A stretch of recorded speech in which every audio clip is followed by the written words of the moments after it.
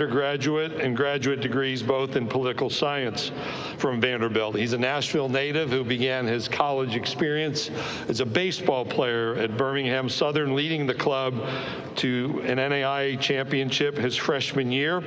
As a reminder, not that any of you have forgotten, last year, Vanderbilt had its first win over the nation's #1 ranked team in the Associated Press poll, and it is also the first win over an AP top 5 team in Vanderbilt program history.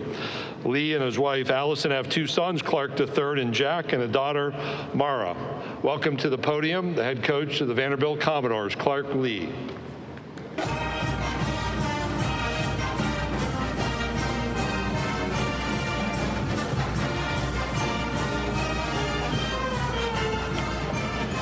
All right. First of all, thanks to Commissioner for the introduction. It's great to be here in Atlanta, and I wanted to start just by expressing how grateful I am to be here. Yeah, I think every time I get in front of you guys, and it seems like, you know, whether it's in Destin or at this event, there's always, you know, a new point of chaos in the world, some drama that we're trying to solve for, and I think it's important just to say that I love my job. I can't imagine a more important time than right now to be a coach, to be responsible for the development of young people, and for me to be able to do that in the SEC, the best conference in the country. It's never been stronger.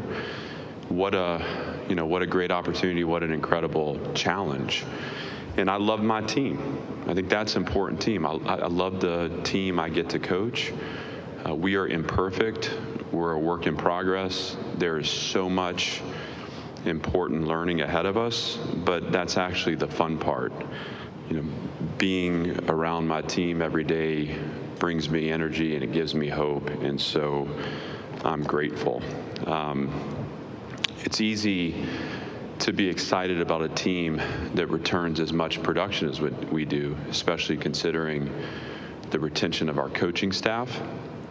Retention is the product of 2 things. It starts with this shared belief in what's possible for our program, the belief in last year as a beginning and not an arrival. But in the current state of affairs, in the current landscape of college football, you're not talking about retaining without resources. And so I'm deeply grateful to Chancellor Diermeyer and Candace Lee for having the courage and vision to go beyond historical limits that have held our program back in the past and to champion a new era of growth and support. Their leadership to go further is what allows for us to reach for more. And, you know, we have so much important work ahead of us to get this program to a point of sustainability. But I couldn't imagine better partners for the journey. And without them, there is no program. And so thank you to them. Our hopes for this team reflect the strength in leadership from our players. You know, in the end, this is a player's game. It's their game. And as a coach, you're privileged to serve in a supporting role, but they are the heroes of this story. And traveling with me today, I've got 3 players that will be important parts of our success this fall. Martell Height, who is from Rome, Georgia. It's his 3rd year in our program, and he'll be featured in all 3 phases this fall. You know, Martell's a guy that has established himself as a playmaker on the field. His growth mirrors our program's growth, and I'm excited for you to get to know him today. He's a special player, but more importantly, a special person. Randon Fontenette is in his 2nd year in our program. Randon had a productive year last season. He stepped up in critical moments and made season-defining plays for us on defense. You know, he's improved in all areas this offseason, but most importantly, he's modeled consistency in his work and really exhibited some leadership qualities that we'll rely upon this fall. And then finally, Diego Pavia. And I don't think there's anything left to be written about Diego Pavia. I mean, he's had such a profound impact on all aspects of our program. He is an energy source for Vanderbilt University, for the Nashville community, and I think for college football fans everywhere. He's the ultimate competitor, and I think this fall is a great opportunity for him to cement his legacy with Vanderbilt football.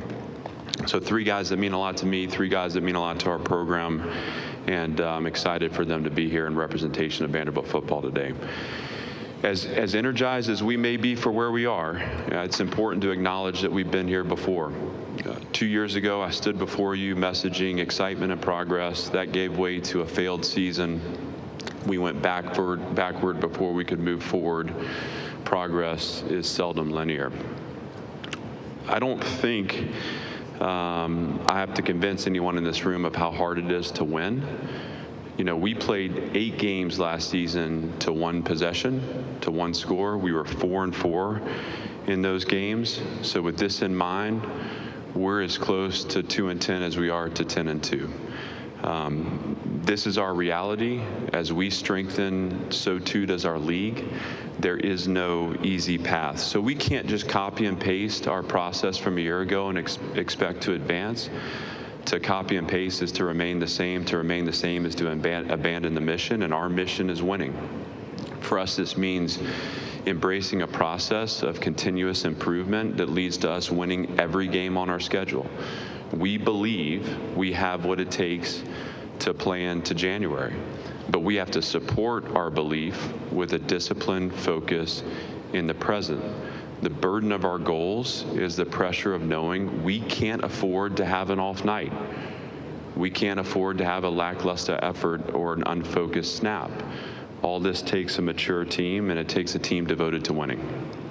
The success we hope for will not be waiting for us. We have to chase progress every day. Chasing progress starts with deepening our understanding of who we are and internalizing our approach to winning. Vanderbilt football is a chip on the shoulder operation.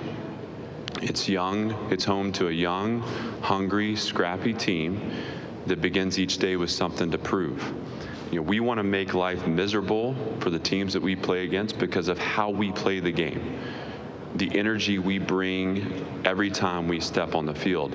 This is what makes us special. Not our buildings or banners, it's our people, our collective heartbeat. Relatedness is our edge. We must pay attention to the attitude of the team. We must cultivate the right mindset, and we gotta silence any narrative that suggests an arrival or an assurance of progress. Anything that steals our attention from the present will keep us from playing to our identity and executing our strategy every time out. And when we fail to do those things, we leave the mission to chance. Chasing progress extends to measurable ways that we can play better football. You know, we're a team that cannot afford to beat ourselves, so we have to take pride in our performance in the areas that we control. This includes pre-snap and post-whistle penalties, errors of execution. These self-imposed negatives combine with possession of the ball to be the foundation of winning football at Vanderbilt. Offensively, I'm thrilled to have Tim Beck return as offensive coordinator in his 2nd season leading the offense. Playing better football is about finding creative ways to generate explosive plays and limiting 3-and-out possessions that undermine our strategy. Defensively, Steve Gregory has assumed the role as defensive coordinator. Steve is a trusted partner, and his assuming that role gives me the opportunity to be a better head coach, while also collaborating seamlessly with our defensive staff and our defensive players every day. For us on defense, better football exists in improving 3rd down performance and generating more turnovers, both of which will allow our offense to possess the ball for more time. And then there's better football to be played on special teams, led by Jeff Lepak for the 2nd year. This is a critical margin for us to win.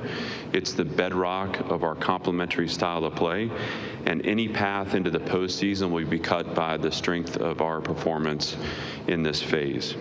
Finally, we're chasing progress by focusing on ways to maintain high performance through a long and challenging season. We learned last year to win in November that we have to be better prepared mentally, physically, and emotionally. This starts with our approach to training and extends to our dedication outside the building.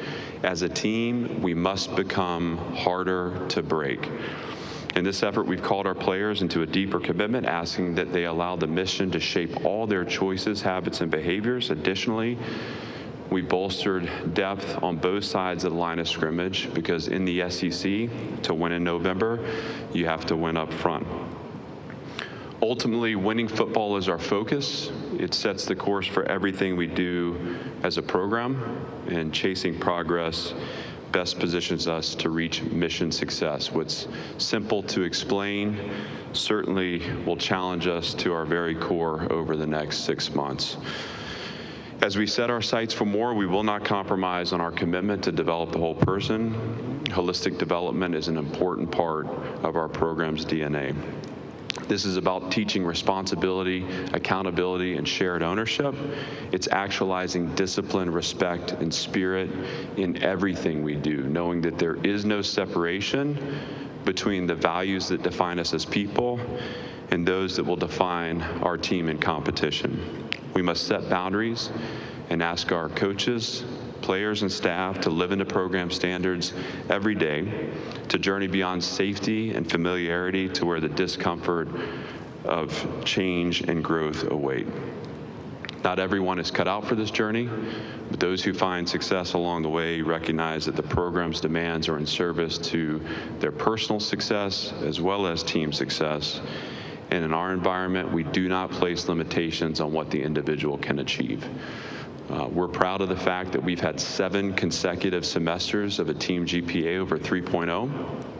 And for the first time since 1989, we've had back-to-back seasons with an academic All-American.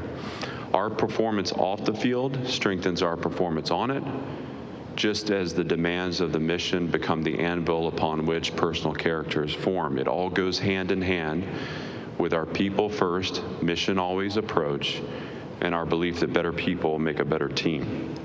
This fall is a great opportunity for our program to show that we're 1 year closer to the vision we had when we started 4 years ago. With that in mind, the opportunity is not the outcome, and the burden of proof is on us. But I believe the real challenge exists in not holding on to it too tight. We have to find a way to have a little fun with it, to let it all breathe a little bit. Let's focus in the present. Let's focus on the work that needs to be done. Let's be really intentional about building meaningful connections. And in doing so, let's enjoy the journey together. We know it's going to deliver the full catastrophe. That's the point. Let's embrace it. Let's learn and grow through it. But most importantly, let's experience the thrill of knowing that we have something at stake at Vanderbilt, that we've built something worth fighting for. I want to close by honoring the late Mike Wright Sr., a longtime member of the Atlanta community who passed in May at the age of 49. Big Mike's 2 sons, Mike Jr. and Taco, are former members of our program, and in this way, his family is our family. In fact, the last time this event was in Atlanta, I had Mike Jr. with me representing our program as quarterback. As I return here, I carry the Wright family on my heart. We're also grieving the loss of Simeon Boulware's brother, Caleb, who lost his battle with cancer in June. Caleb recently graduated from Decula High School, class of 2025, and was a dedicated member of the football team there. We're heartbroken for Simeon and the Boulware family and continue to keep them in our prayers. Thank you. Thank you, Coach Lee. If you have a question, we'll go ahead and take those now. If you'll raise your hand, Emma, Annie, and Nathan will get a microphone to you. And if you'll stand and give them your name and affiliation, we will start here in the front row.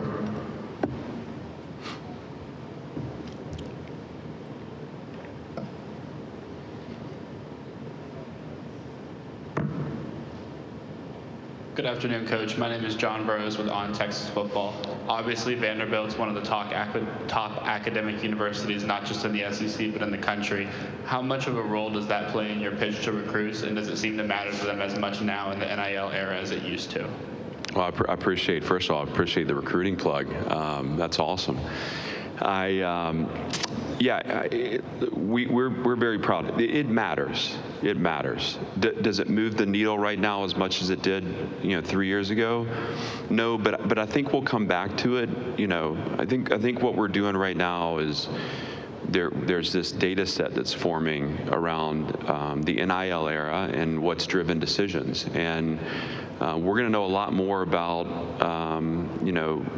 what this environment has produced in terms of people that are ready for the responsibilities in their 20s, 30s, 40s, and on. I think once we know more about that data set, the knowledge base of how important that education is, and I think specifically the environment, the program environment, I think we're going to see a return to significance of things that go beyond just dollar signs. So, the landscape's shifted. Certainly, it's not nearly the impact that it used to be, and obviously that varies based on the recruit. I do think, just like all things, what flashes now doesn't always sustain. There will be a return to kind of those bedrock features that actually impact life over the long term. You're welcome. Coach, we'll go in the center aisle in front of me. Robert. Robert Sesson, the Bryan College Station Eagle. Coach, what did Stowers do last year to have the season he did, and what do you expect from him this year?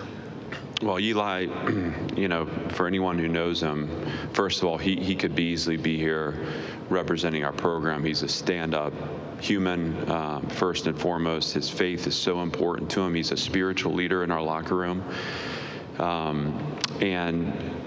He's got such a maturity about his process, what he's looking for. That complements, physical skills that put him among the best of the best. So he's a good athlete. He's smart. Obviously, he's a former quarterback. He's lined up as the Wildcat. He's played quarterback in this system. Obviously, we flex him out as a receiver. We try to find matchups with him. He's a trusted pair of hands for Diego. And, I think his choice to return is also a testament to where we are as a program. 2021, 2022 were defined by, us losing players, drafted players to other programs, and losing free agent graded players to the NFL. I think, our willingness in the last couple of years to really step up from an NIL standpoint and put the infrastructure in place to be competitive in a revenue sharing era allows us to bring a guy like Eli back. And again, he could have very well been an early round draft pick this past season. He comes back to obviously help our program go after more, but he gets one more year in a tight end room and to physically develop as a tight end, which is a dramatically different course than where he started his career as a quarterback. So obviously it's mutually beneficial. I'm really proud to have him back, and again, I think that's a great statement for Vanderbilt too. Coach, we'll go right over here to our left on the front row. Hey, Coach. Chris Phillips, SEC Unfiltered. Obviously, defense is your bread and butter. You have a ton of returning experience coming back this fall. Just talk about what you like about this defense. You guys obviously made a lot of positive strides last year and led to a lot of wins. Well, the return of production, the return of people, I think, too, the thing to, even with the coordinator role change, the system doesn't change. We're going to evolve it just like everyone evolves, but these guys know the language. They know the expectations day in, day out. And this time last year, we were still trying to form it all, and through fall camp, I can remember a couple practices where, there was some real conflict that we had to go through to get to the point where we were lining up and playing in structure. Defense is about 11 guys working together. I mean, that's what it is. One person out of position and you have an explosive touchdown. So we're past those growing pains. Obviously, we'll have some new players on our field, but on the whole, the core of our defense returns, and we need to play better on that side of the ball for our team to reach the goals that we have for the season. And that means, like I said earlier, that we're focused on improving on third down. Our offense last year took care of the ball at a rate that put us I think, #1 in the country in giveaways. And that allowed us to have a really good turnover margin. We need to give them some room for error by creating more turnovers too. Those things will be really important, but we have the people to do it. We have the scheme to do it. We have a second year in a system which allows for everything to click in place and go a little faster. And so, these guys are excited about what's ahead of them, and I think we've had a good offseason, and we're positioned to make another jump.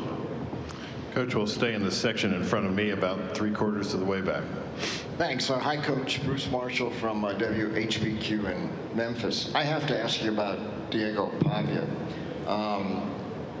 He reminds me of Joe Cap, and the way he seems to rally the team, the way he plays. And I saw this at New Mexico State, too, and I know you did for sure, and Coach Beck and Coach Kill. But that bravado that he's got, I think it's amazing. I don't think he missed any games at New Mexico State either. I think he played, I don't think he got hurt. But that style, taking on these big defenders, I mean, it's like Bobby Chacon, the boxer. Eventually, you take too many hits. Do you talk to him about self-preservation, or is that just part of the Diego package? Let him do his thing, and we just got to let it ride. I got to ask you, a guy from Memphis and a Nevada hat, that is different. Yeah, go Wolfpack. I'll tell you, that's a tip to Chris Klanakis, who's our O-line coach, who was part of the origination of the pistol offense. And if you ever want to hear about football history, take a trip to Coach K's office, and he'll talk to you about plays. He can single out plays from 1982. I was 1 year old. Look, Diego, we don't talk about self-preservation, but we need to build ways in our system that do protect him. And I see that more as establishing a run game through the tailback. We need him to take over the game at some point, and the way he plays is the way he plays. We can build around him to protect him a little bit and not give him the option to pull the ball. If we can do a better job of moving people at the point of attack in our offensive line. We believe in our running backs. I think we have a good group of running backs that can become some of the best in the conference. There's no productive conversation that comes, and really, there's no winning conversation that comes between me and Diego where I'm talking about, taking care of himself in the competitive moment. He needs to play to his personality. We will protect him through our design. As far as his just mentality and what he means to the team, these guys, I don't need Diego to be anything other than who he is. Now, we have conversations about how in his role, there are ways from an external standpoint that he can be totally supportive of our mission, and there are ways sometimes where we cross lines that kind of undercuts the mission. And so this is a guy that's going to have a great finish to his career. He's going to have a great NFL career, and he's going to be a coach someday. He will have a microphone in front of him for the rest of his life, and the world needs him to. I mean, he's that kind of person. He needs to be himself. He needs to understand totally how to support the mission. And when he is himself, it gives everyone in that locker room license to be themselves.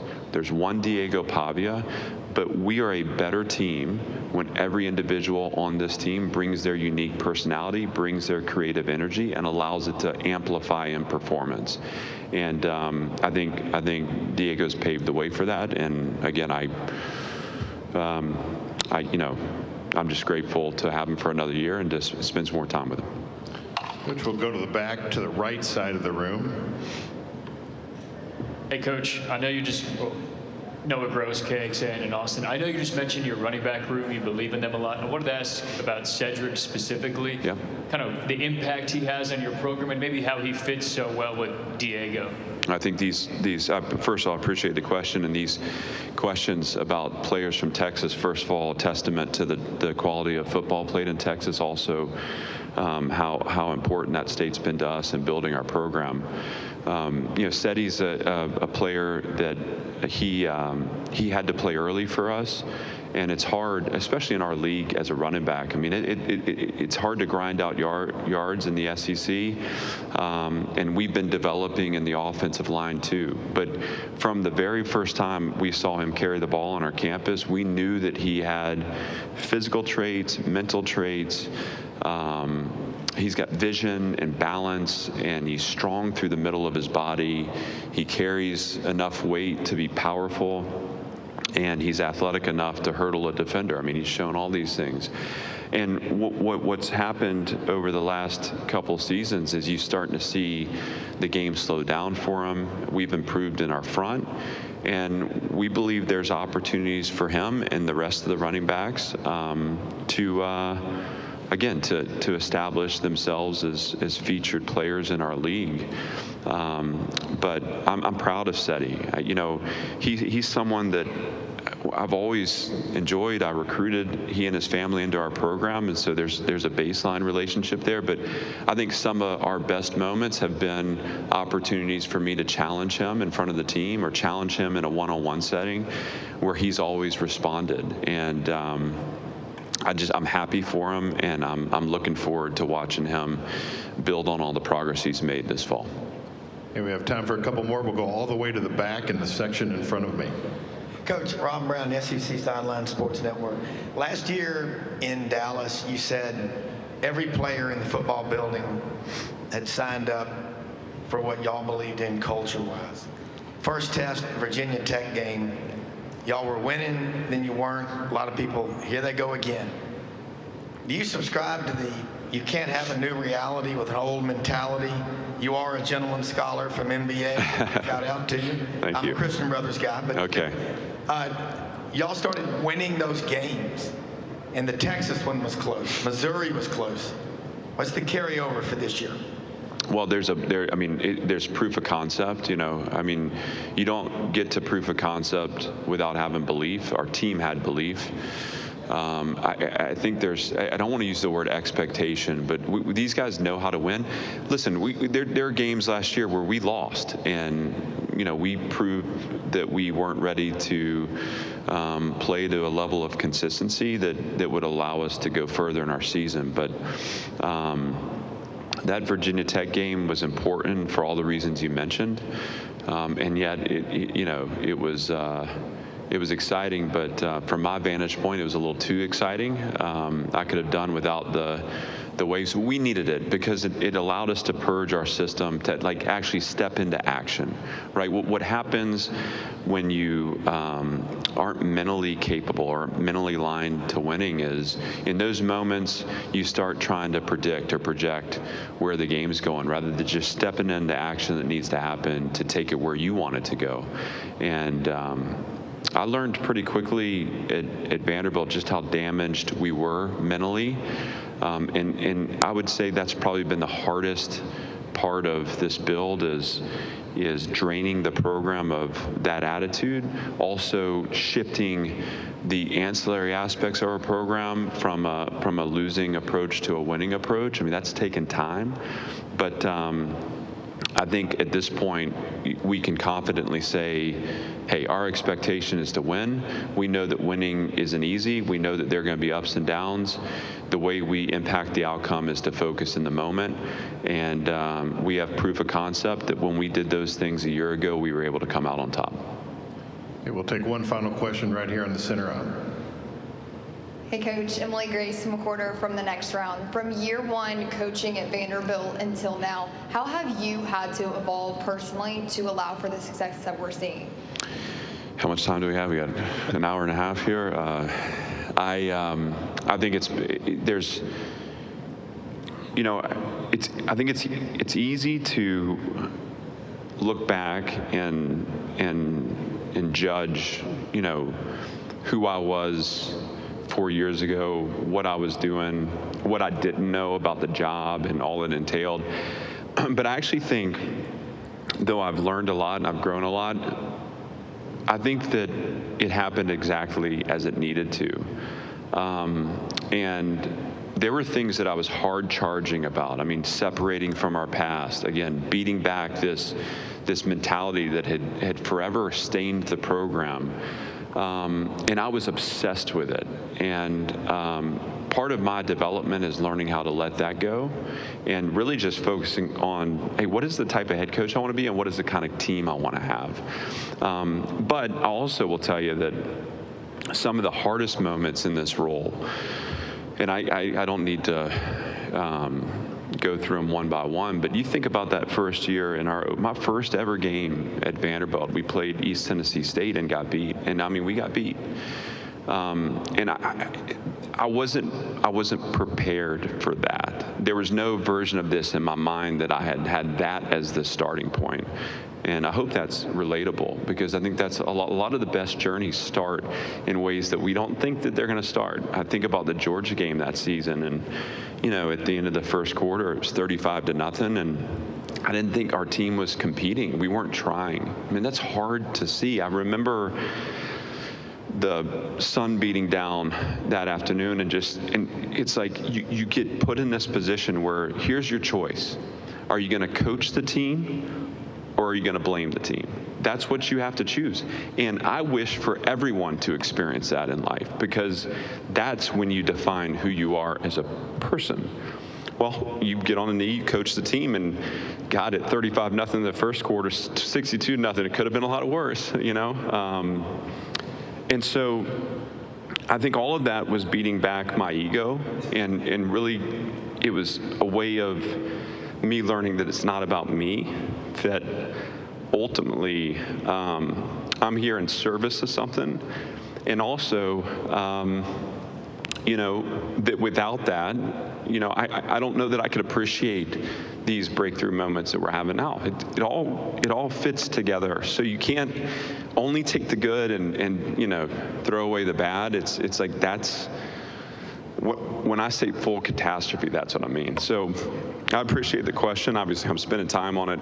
I think my growth has been both the awareness that I'm not good enough to do it on my own, the beating back of my own ego so that I can be in better service of our team, and learning how to celebrate the breakthrough moments, because for as good as you can feel in one day, there's an equal and opposite to that. We've done enough learning. I think our team would agree that we're ready to move past that.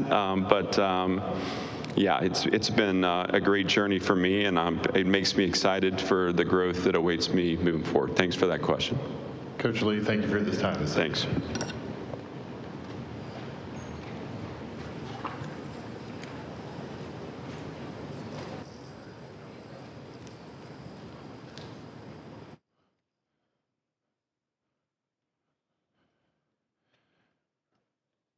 Reminder, there is some snacks behind the stage here for about another 10 minutes if you need a cookie or hot dog to get you through. This room will close at 10 p.m. tonight, 10 p.m. Eastern. This main media room will close. Here in a few minutes, we'll have Vanderbilt players available in this room. Randon Fortanetta will be over to your left at position 1. Diego Pavia will be over here to your right at position 2, and Martel Height will be in the back of the room for Vanderbilt players here in just a moment. Again, reminder, join us tomorrow at 9 a.m. John McDade will be here with us, the SEC Coordinator of Officials. That will start our morning tomorrow at 9 a.m. He'll be updating you on new college football rules and other topics around the game, so plan on joining us tonight, or rather in the morning at 9 a.m. Do join us tonight for the media reception, 6:30 to 9:30 in this building on the 3rd floor of the College Football Hall of Fame, sponsored by the cities of the SEC. Your credential will gain you admission. Also tonight, the screenings again of the new Netflix series, Any Given Saturday at 7 and 8. We'll be at the Game Day Theater on the 2nd floor of the Hall of Fame. Please note the same episode will be shown at 7 and then again at 8 p.m.